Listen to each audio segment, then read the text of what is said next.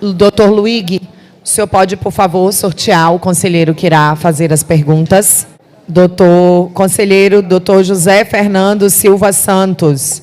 O conselheiro Dr. Fernando terá até 2 minutos para fazer até 3 perguntas. Com a palavra, nosso conselheiro Dr. Fernando. Boa tarde a todos e todas. Boa tarde, presidenta. Boa tarde, candidato. Eu sou criminalista, candidato, então as minhas perguntas vão seguir nesse caminho, tá? O Instituto da Prisão Cautelar, pela garantia da ordem pública, é suficiente como fundamento para um decreto prisional com base exclusiva na gravidade do delito supostamente cometido? Gostaria de saber também, a tutela da liberdade é a força motriz das turmas criminais. 90% das demandas versam sobre isso. Por essa razão, eu gostaria de saber de Vossa Excelência se, na sua visão, há correlação direta entre a relativização da presunção de inocência e o fenômeno de encarceramento em massa pelo que nós chamamos de necropolítica. Isso, para mim, é muito importante. Eu acredito que quem quer chegar a esse cargo precisa entender essa demanda. E eu faria uma mais técnica, mas eu não sei qual é a área que o colega atua. Eu vou falar... Pode fazer. Sobre uma demanda, sobre uma demanda que é muito interessante e que atinge principalmente outro nicho da advocacia, que é, não existe repositório de jurisprudência no TJBA. E isso se torna um impeditivo, certo, para que se demande sobre o incidente de demandas repetitivas. O que o senhor entende sobre isso? Isso configura uma violação de prerrogativas? Isso configura o quê? Muito obrigado. Então, candidato, o senhor terá o tempo agora, o cronômetro vai contar para responder as perguntas do conselheiro Fernando. Bom dia a todos, prezados conselheiros, prezado conselheiro Fernando. Vou começar pela última pergunta, em relação ao repositório de jurisprudência. Eu entendo que sim, é uma violação ao devido processo legal. Então, vou começar pelo devido processo legal, né, que, no caso brasileiro, ele adota as duas vertentes, tanto a alemã quanto a inglesa.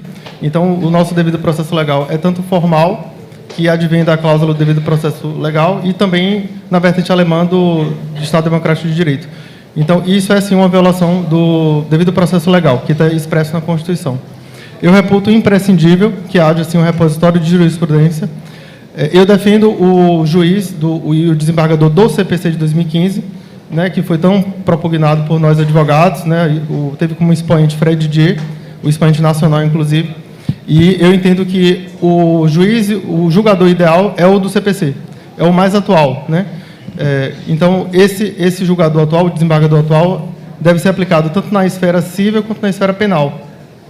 Não é mais admissível decisões discrepantes para casos semelhantes. Então, a isonomia, ela deve se dar não apenas de forma formal, como material. E os casos semelhantes devem ser tratados de forma igual pelo tribunal. Então, eu defendo a aplicação do princípio da isonomia através de estipulação de elementos concretos executáveis. Então, por exemplo, eu concordo com o John Rawls, que é o professor de Harvard, que trata muito bem dessa questão, e eu acho completamente inadmissível as decisões diferentes, de julgadores diferentes, para casos semelhantes. Então, o repositório serviria justamente para isso. A fixação de tese, e essa tese deve ser aplicada por todos os julgadores. Não é mais admissível, por exemplo, que um julgador decrete a liberdade, né, defira um habeas corpus e um outro julgador indefira, sendo casos semelhantes e de teses jurídicas iguais, idênticas. Isso aí é uma violação crassa. E, infelizmente, isso ainda ocorre hoje em dia. Então, o repositório de jurisprudência serve justamente para isso, para a fixação de teses repetitivas a ser aplicadas não só na esfera civil, como também na criminal. Agora, em relação às outras perguntas, a primeira pergunta que Vossa Excelência fez foi em relação à prisão cautelar. Se a prisão cautelar, o substrato para a prisão cautelar, seria suficiente a mera gravidade abstrata do delito. Perfeito. E justificando sobre a ótica da ordem pública. Bom, e essa foi uma evolução, na verdade, a tese atual deve-se à advocacia, né, principalmente a advocacia criminal. Então, foi uma conquista nossa. Atualmente, as decisões recentes do Superior Tribunal de Justiça são no sentido de que a prisão cautelar não basta para o decreto de prisão cautelar a mera gravidade abstrata do delito. e depende essencialmente de elementos concretos. Isso é o entendimento atual do STJ e foi uma conquista nossa, né?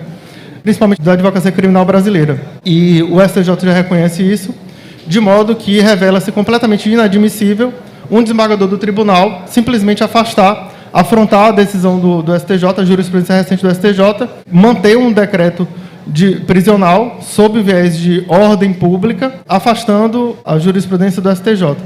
Em relação à ordem pública, a doutrina discute muito o conceito aberto e, enfim, não seria bem uma cláusula geral, né? É um conceito aberto de difícil operacionalização.